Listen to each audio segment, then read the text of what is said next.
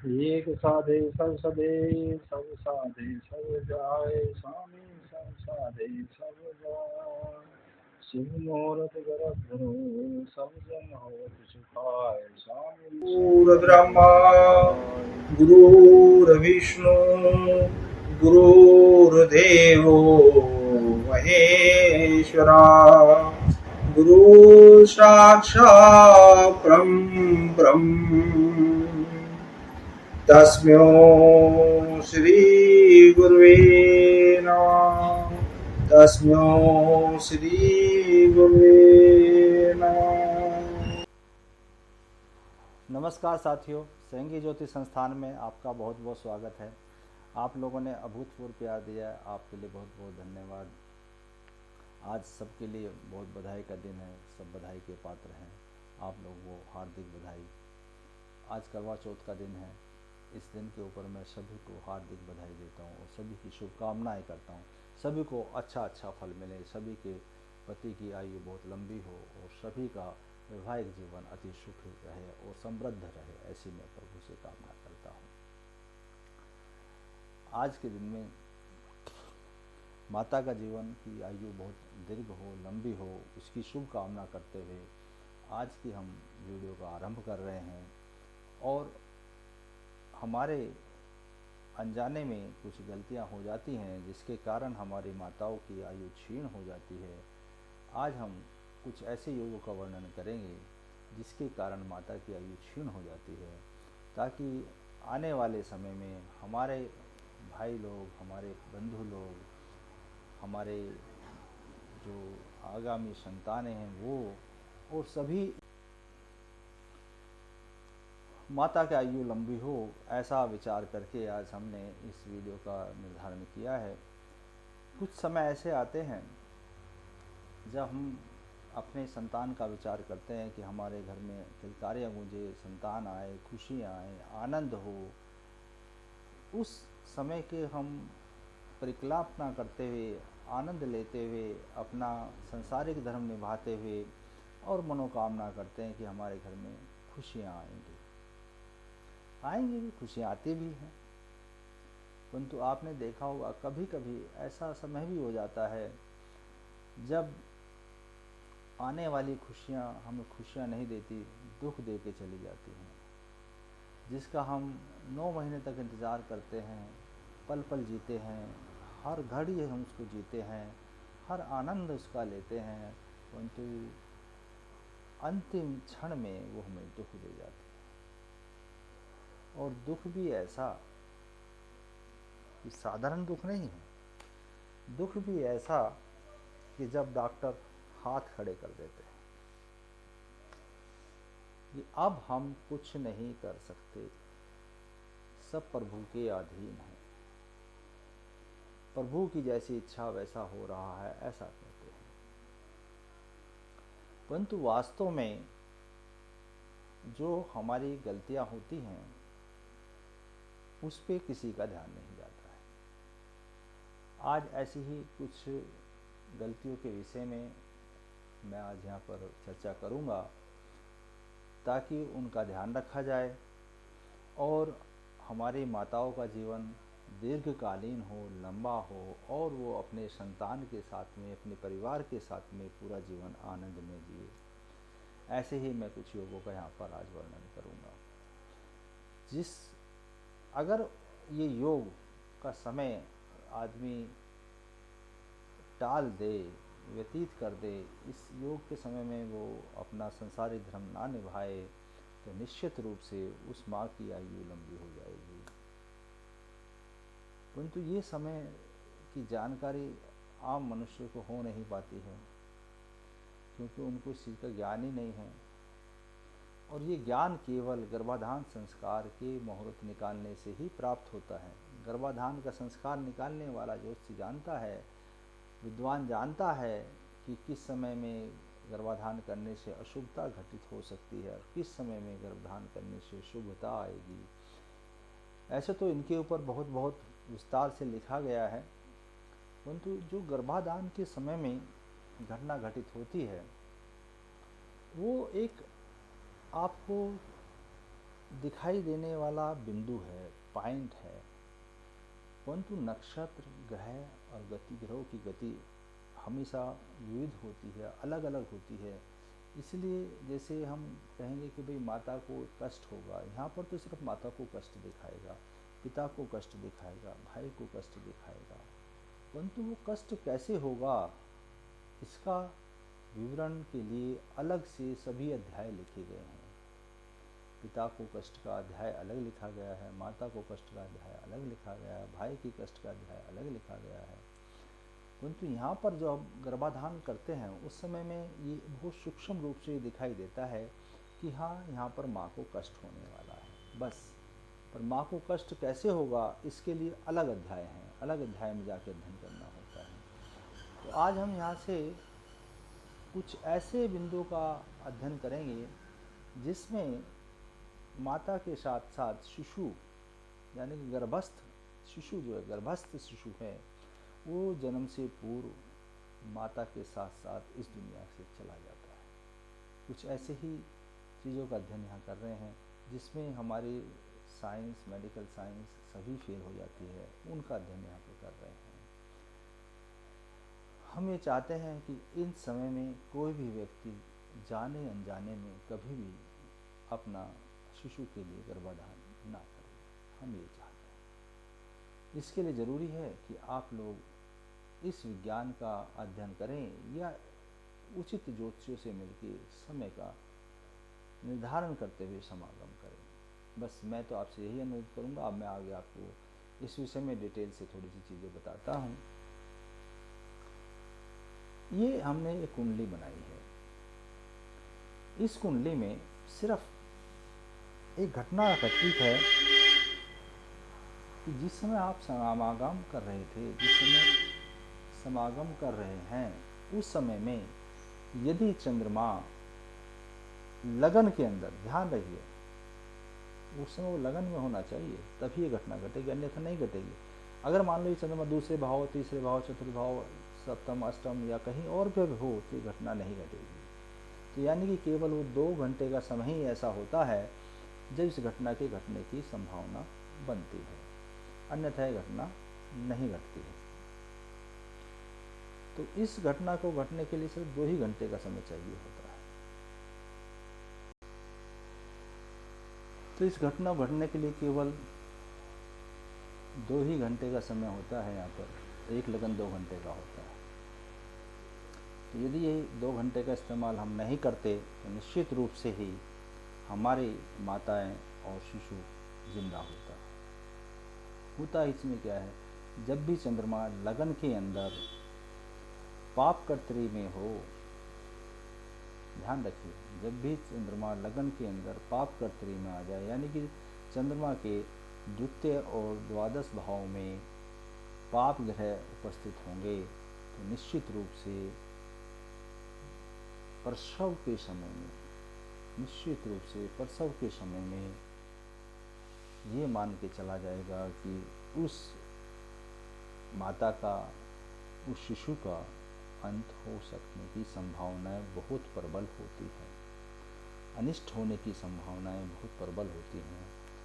इसमें शर्त ये रहती है कि चंद्रमा के ऊपर कोई भी शुभ दृष्टि ना हो। यदि एक भी शुभ दृष्टि हुई तो प्रसव पीड़ा के साथ संपूर्ण होता है और माँ और बच्चे का स्वास्थ्य अच्छा रहता है।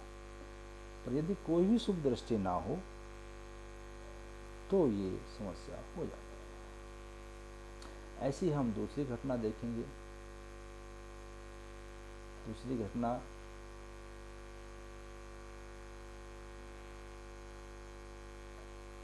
यदि लगन के अंदर पाप ग्रह उपस्थित हो, लगन में पाप ग्रह उपस्थित हो, कब? जब वो संभोग किया जा रहा है, जब वो बच्चे की प्लानिंग की जा रही है, उस समय में, और उसको क्षीण चंद्रमा देख ले, चंद्रमा कमजोर हो, वो उसको देख ले तब, या उस जो लगन में बैठा हुआ ग्रह है, पाप ग्रह है, उस पर पाप ग्रह की दृष्टि हो। जैसे यहाँ पर मंगल की दृष्टि शनि पे दिखाई गई है, तो अगर पाप ग्रह की दृष्टि भी उस लगनस्थ पाप ग्रह के ऊपर चली जाती है तो ये घटना घटने की संभावना बन जाती है।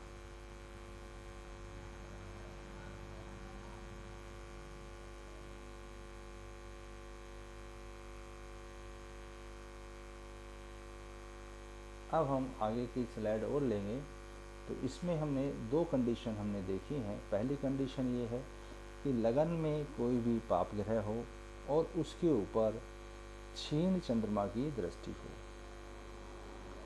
और इस पाप ग्रह को कोई भी लगन में जो ग्रह बैठा हुआ है पाप ग्रह, उसको कोई भी शुभ ग्रह ना देखता हो। दूसरी कंडीशन ये बन जाती है, अगर लगन में बैठे हुए ग्रह को यदि पाप ग्रह दृष्ट कर रहा हो और कोई भी शुभ ग्रह दृष्ट ना कर रहा हो, वो क्षीण चंद्रमा देख रहा हो, तो ऐसी स्थिति में निश्चित रूप से ये माना जा सकता है कि माता का और बच्चे का जो शिशु है, जो गर्भ में बच्चा है, प्रसव के समय में अत्यधिक पीड़ा होगी, जो पीड़ा जानलेवा हो सकती है। अत्यधिक पीड़ा होगी, जो पीड़ा जानलेवा हो सकती है। तो ऐसा कार्य करें ही क्यों कि जहाँ हम अपने बच्चे को, अपनी पत्नी को, अपनी माताओं को, अपनी बहनों को कष्ट में डालें। ऐसा कार्य क्यों करें हम, जबकि हमें पता है कि ये कार्य सिर्फ अगर हम वो 2 घंटे का समय बिता देते, उस 2 घंटे के समय को अगर हम यूज़ ना करते तो हम आराम से अपने बच्चा जच्चा को स्वस्थ अपने घर लेके आ सकते थे। जो मेडिकल का अथाह खर्चा हुआ है उससे हम बच सकते थे। तो मेडिकल का खर्चा अलग हो गया आपका, और हाथ पल्ले क्या पड़ा ये तो भगवान ही जाने, क्योंकि ये अशुभ समय में गर्भ धारण किया गया है। ये समय गर्भ धारण करने के लिए उचित नहीं था जब आपने गर्भ धारण कर लिया है। तो इन चीज़ों की जानकारी केवल तभी संभव है जब आप गर्भ धारण मुहूर्त को निकाल कर गर्भ धारण करते हैं, अन्यथा इनका पता ही नहीं लगता है, क्योंकि समय का कुछ पता नहीं होता है। ग्रह कब आकाश में कहाँ किस अवस्था में इनका पता नहीं होता, उनकी जानकारी हर मनुष्य को नहीं होती है। तो ये अवस्था जानने के लिए ही हम कहते हैं कि भाई गर्भ धारण मुहूर्त निकाल कर ही गर्भ धारण करें, ताकि आपके जो ये फालतू के होने वाले खर्चे हैं, जो मेडिकल पे होने वाले खर्चे हैं, इनसे भी बचा जा सके और शुभ संतान को प्राप्त किया जा सके। जब हमारे जच्चा की हालत ख़राब होगी, हमारे बच्चा की हालत ख़राब होगी, तो हमारे धन कितना व्यय होगा उसका हमें कोई अंदाज़ा लगाने में सक्षम नहीं है। परंतु यदि यही समय हमने गर्भधारण मुहूर्त निकाल के किया होता तो केवल और केवल यही पता करना था कि वो 2 घंटे कब हैं जिनमें हमें नहीं करना है, बस इतना सा काम था। केवल वो मुहूर्त निकालना है, केवल मुहूर्त निकालना है, और वो साथ में ये भी निश्चित करेंगे कि आने वाली संतान शुभ हो, आनंददायी हो, आपके जीवन में खुशहाली लाए। मुसीबतों से तो पीछा छूट ही गया और खुशहाली आपको गिफ्ट में मिल गई है। ये समझिए, आम के आम और गुठलियों के दाम। आप मुसीबत से बचे और खुशहाली आपको मिली। एक और मुहूर्त हम आपको और दर्शाते हैं इसमें कि और क्या होता है, क्या क्या ऋषियों ने लिखा है।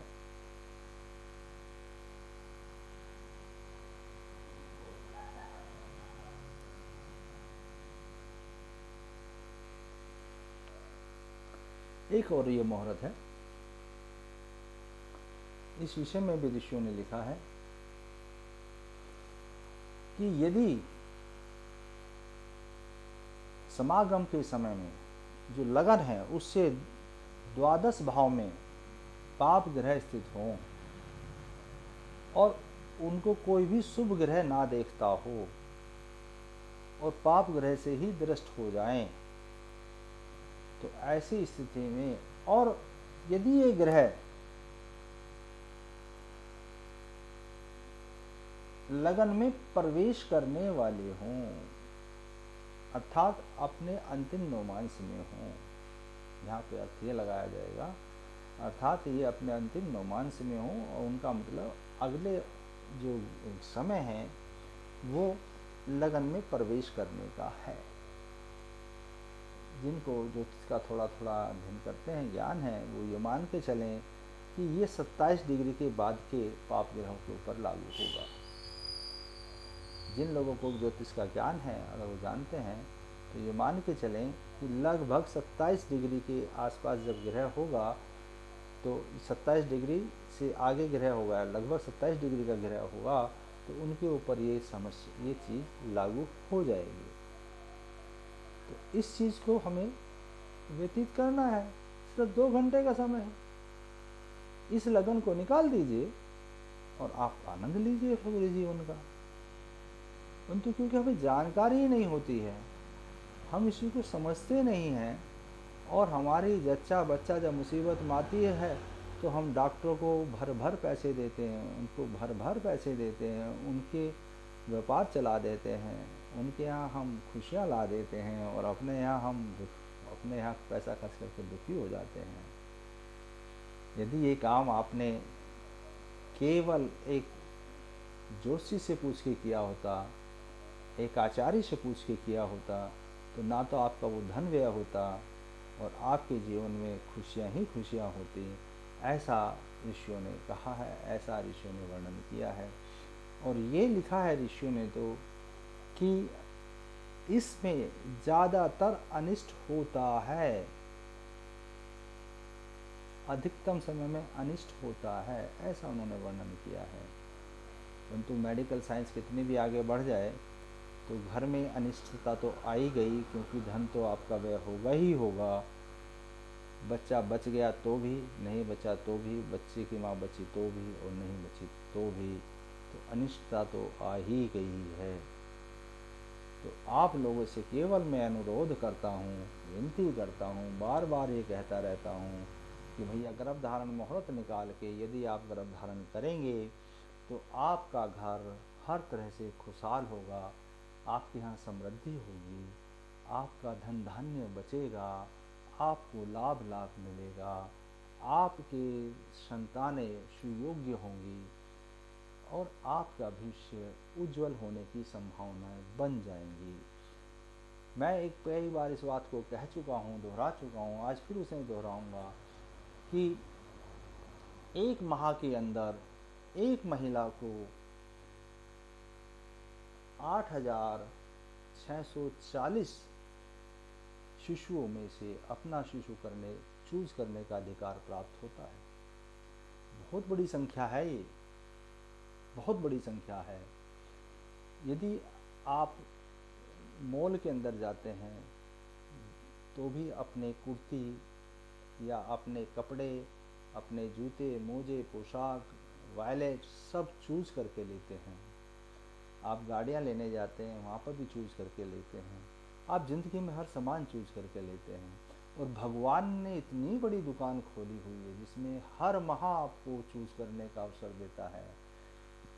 एक साल में तो लाखों में हो जाता है। फिर भी आप लोग गर्भधारण संस्कार को ना अपना कर कष्ट पाते हैं। इससे हमें अथाह कष्ट होता है, दुख होता है कि हमारे बच्चे जो सुख और आनंद से रह सकते थे, सुख और आनंद मना सकते थे, वो अज्ञानता के कारण दुख पा रहे हैं। हमें कष्ट होता है। हम आपसे उम्मीद करते हैं इस विषय को आप अधिक से अधिक लोगों को पहुंचाएं, अधिक से अधिक लोगों में जानकारी दें, अवेयरनेस बढ़ाएं कि हम अपना गर्भधारण मुहूर्त काल निकाल कर गर्भधारण करें, ताकि हमारे जीवन में खुशियाँ ही खुशियाँ आएँ और हम दुख से दूर हो जाएं। हमें प्रभु की असीम कृपा प्राप्त हो, ये मान के चलें कि ये प्रभु की कृपा ही हमारे ऊपर बरस रही है, जो हमको इस तरह का ज्ञान प्रभु की इच्छा अनुसार मिल रहा है। माध्यम तो कोई भी हो सकता, मैं नहीं होऊंगा, कोई और होगा, कोई और नहीं तो कोई और होगा। माध्यम तो आपको मिल ही जाएगा। तो इसका लाभ उठाइए, इसका प्रचार प्रसार कीजिए, आप लाइक कीजिए, शेयर कीजिए और अन्य लोगों को भी बताते रहिए कि भैया इस तरह से गर्भधारण करने से अथाह लाभ मिलने की संभावना होती है। चलो फिर मिलेंगे हम अगले वीडियो में। नमस्कार साथियों, नमस्कार।